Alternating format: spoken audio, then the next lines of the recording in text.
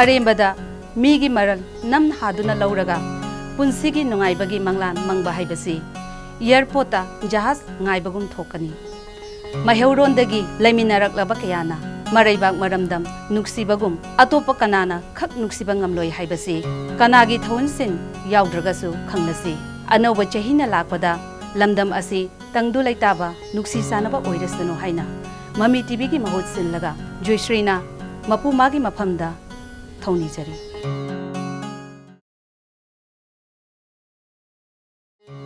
Ushada tongliba ujekna ushate kani haibagi kibide mado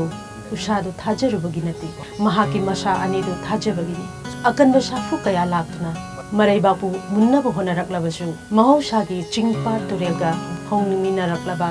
maramdam nushiba kayana laina maithiba piba ngamgari achet pathajaba lainana Anouba chahi ing lishing aniga sukna kunmanga lakpada Yaipha nungaiba porokpa oirishanu haina loitumbam sujatana Mami TV gi mahut sinjaraga thongi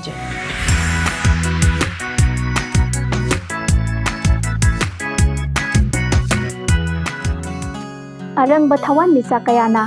malem sinba thungna ngalabasu mit udraba mioi khargi mafamdadi mangal asing chanafam khangdabagum punsigi wahanthok khangdraba mioi kharana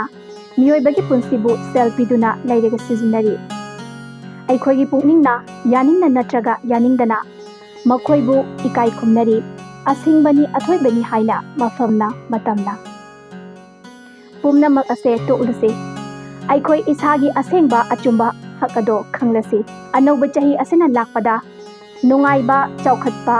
yaibi marang kaina tinjang kaijangdaba nungsi sanana ingna tapna panba kanglaipak ama oiminarsi haina Yaipha Paojel Pijari Mami TV gi mahut sinjaraga adomgi pingpuna taibang semba mapugi mafamda ikok nona thoni jari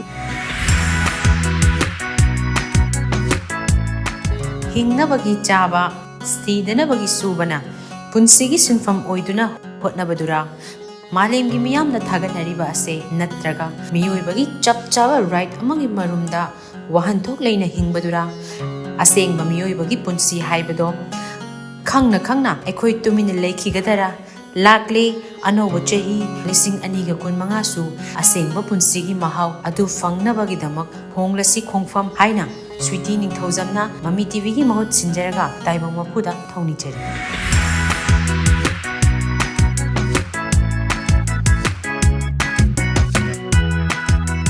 Kanglup Purup Naibadagi Hendoktuna Aigi Haiba Wakalon Ashina Aikoi Miyoibada Kanaba Amasung Mangjaba Pibagi Haibasi Nainabada Tengmalabra Kali Kunai Amagi Apunba Mityeng Amada Aina Aigi Kaki Kananaba Tobagi Mahuta Aina Aikoi Pumna Maki Kananaba Toba Haibasina Wakalgi Liching Oiduna Apunba Saktam Sagatpa Lain Ngamgani Haibasiga Luinana Anouba chahi lising ani kunmangadagi nungsi chanaba chawkhatpa lamdam ama oirasanu haina nirupama mutumna Mami TV gi mahut sinjaraga taibang mapugi mafamda thoni jari chahi lising kayagi puwari leibutanattana South East Asia da maningtamna haina humna palamba furup ama oidunasu ngasidi nongmagi marai chaitharaktuna charam chadat naraba angam set tuna chanabada halen balaitraba jati ama oirakloi hainingai leite mising yamjadrabasu wakhal losing thongna lingjelda lamba thibada wana thoklibani adubu ngasidi luchingbina balaitabagum kangawnaraba amagum mana pamba pangtawda tawnabagum laklibasigi horakfam aikhoi punna thidokminaduna marufukna manghankrasi Anouba chahisna lakpada pukjal khoijal tinaba amana amabu saugatnabagi wakhalon purakpa oirasunu haina radha pyari mutumna Mami TV gi mahut sinjaraga taibang mapuda thongli jari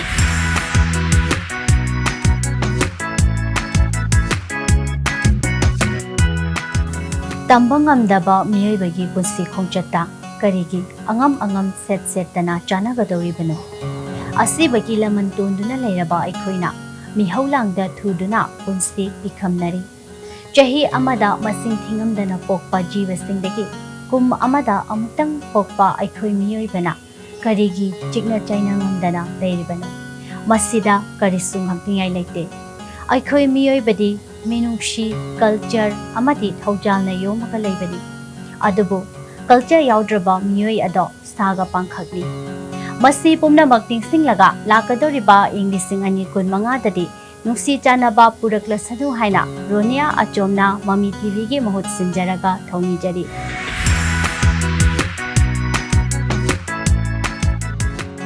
Iramdamsigi iraichasing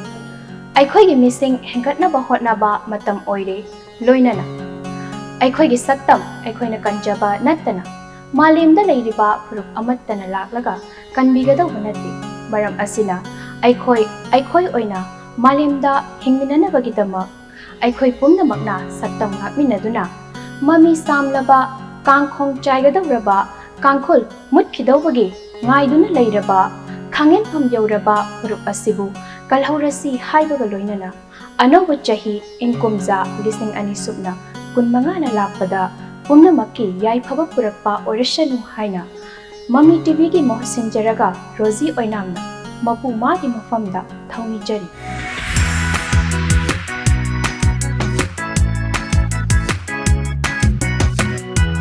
ꯍꯧꯈꯤꯕ ꯏꯪ ꯀꯨꯝꯖꯥ 2026ꯒꯤ ꯃꯦꯒꯤ ꯇꯥꯡ 3ꯗꯒꯤ इखंग खंगौदना हौरखिब इरांगना मरम ओइरगा महौसागी पुंसीदा असुकी मतिक अकाइब पीदुना लागली कुम अमगी मनुंगदा मैहौरोलदगी पांगथोक्तुना लाक्सब थौरम कया पांगथोक्पा ngamदना लाखिबा मसिमग पुवारीगी लेमाइदा मुनाइदना लेहौरगनी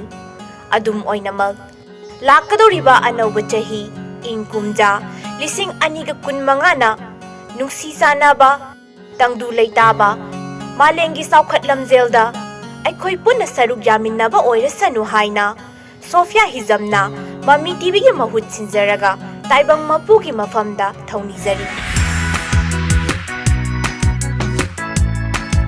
वाखल मपुंग फादरिबा Tungi युमुरेंबी ओइगदबा कयाना ngasidi maning tamna nisagi ipakta luptuna leikre masigi phibam asi karidagi oirakibano haiba asi hangatna nainaduna khanthabagi matam oidribra aigi imungda thoktrabasu nongmade aigi naknabasingda soidana yorakani haibagi wakhalonda akoi punna khusamnaduna thingmina horase natrabade malemdagi izati ifurup asi kanbangamdana lekha takhargani haibagi jackson wafam asina lakadoriba अनौब चही असिगी अरेप पांदम ओइदुना अखोई पुन्ना थेंगमिन हौरसी हाइना mummy TV गी महूत सिंजरगा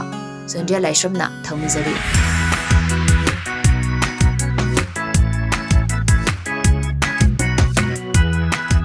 थेंखांग कयाद चैथिंग नंगलबा इरमदम असिगी इरेचा सिंग ngasidi अखोई makeup थोक्लसी अखोई निंगसिंगलसी इपुगी चांगाई वारिदा योंगना तन्यनबा